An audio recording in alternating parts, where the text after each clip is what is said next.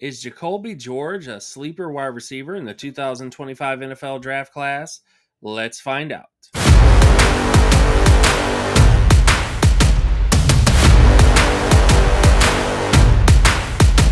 Welcome back to All Pro Football Data.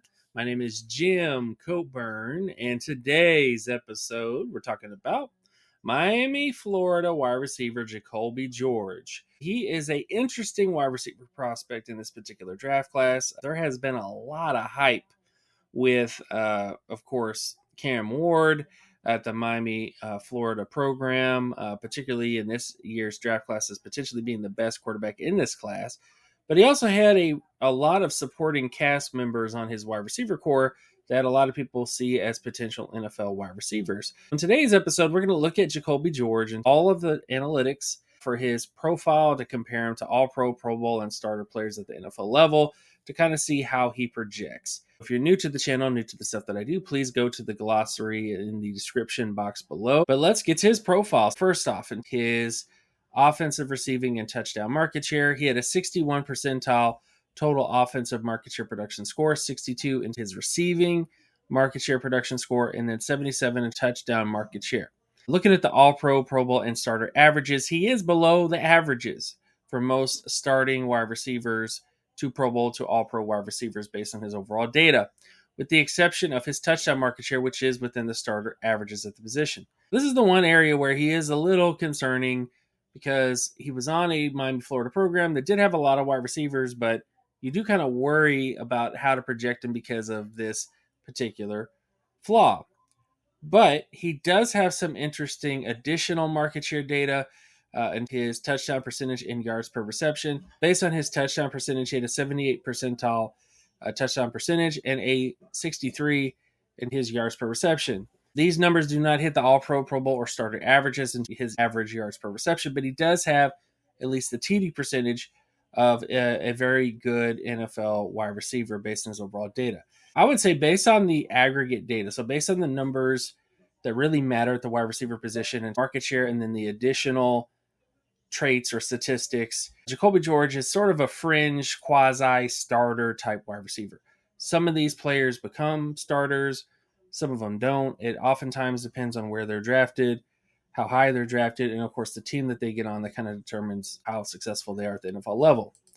Now, based on his age and competition data, this is another aspect that's interesting about George is that he does do well here. He had a 76 percentile age score, 83 percentile in his MSA rating, and then 85 in his pass score. Taking a look at all these numbers right here, it kind of gives him a B. He has a C in his age. He's a little bit older, but he does have at least a B grade in his MSA and his pass score and his projections. He's kind of that day 2, day 3 kind of range of prospects as a wide receiver where you wouldn't necessarily take him in the first round, but he is productive enough. He's above average productive that he could become an NFL starter based on his overall data. Now, another aspect of Jacolby George to look at is his first down, second down, and third down data. This kind of takes a look into where he was most utilized in college to kind of give you an indication of his ability at the next level. And based on these numbers, Jacolby George was a little bit all over the place. For the most part, the majority of his production was in second down situations with an 86 cumulative score. The vast majority of his touchdowns, of his first downs, all came in second down situations for him. First down situations, he was about 57 percentile in his cumulative production in first down situations. And then third down situations, he was only in the 17th percentile, meaning that compared to other wide receivers, he was not really utilized that much in third down situations. Whether or not he's going to be a great third down wide receiver at the next level or not is neither here nor there, but in college, he was not really the go-to option in third down situations for the Hurricanes. He does have a good TD percentage in third down situations, but he just wasn't that productive in third down situations. And I think that is something that is a little bit concerning for him at the next level, because you do want wide receivers to do really well in third down situations. Those are critical situations. Typically, teams that do better in third down situations at the NFL level win more football games from a statistical standpoint. There is a correlation between getting third downs and getting wins. And when you have a wide receiver who wasn't proven to be a go-to option in third down situations, you do kind of wonder if that's going to be the case at the next level. Then we get to another aspect of him, which I think is probably